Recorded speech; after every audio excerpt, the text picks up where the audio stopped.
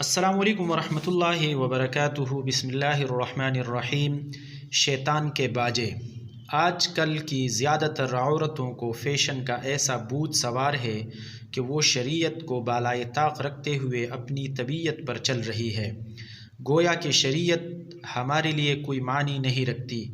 ہم اس کام کو کرنا پسند کرتے ہیں جو آج کل ہو رہا ہے، جو فیشن میں ہے۔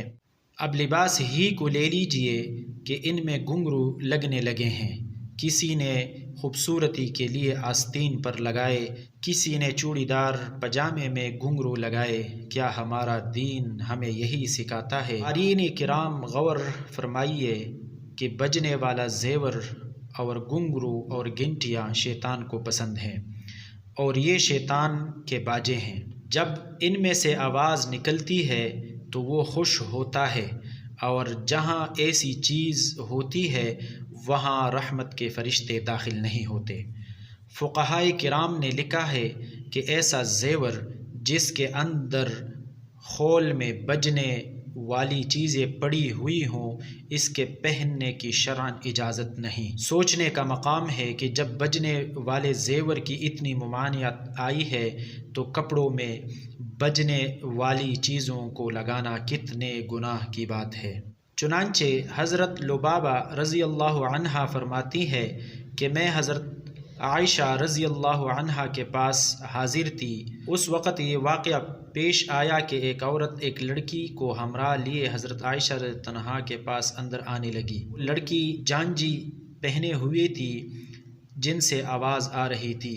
حضرت عائشہ رضی اللہ عنہا نے فرمایا کہ جب تک اس کے جان نہ کاٹے جائیں میرے پاس اسے ہرگز نہ لانا۔ میں نے رسول اللہ صلی اللہ علیہ وسلم سے سنا ہے کہ جس گھر میں گھنٹی ہو اس میں رحمت کے فرشتے داخل نہیں ہوتے۔ دوسری حدیث میں ہے کہ گھنٹیاں شیطان کے باجے ہیں۔ ایک اور حدیث میں ہے ہر گھنٹی کے ساتھ شیطان ہوتا ہے۔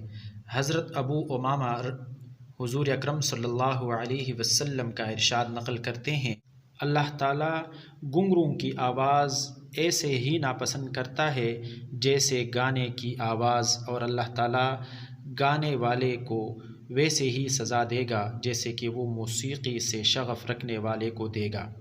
اور آواز والے گھنگروں تو صرف وہی عورت پہن سکتی ہیں جو اللہ تعالیٰ کی رحمت سے دور ہو۔ اس لیے خواتین کو ایسے زیور اور لباس سے بہت بچنے کی ضرورت ہے جس میں گھنگرو ہو یا جس میں اس طرح کی آواز ہو۔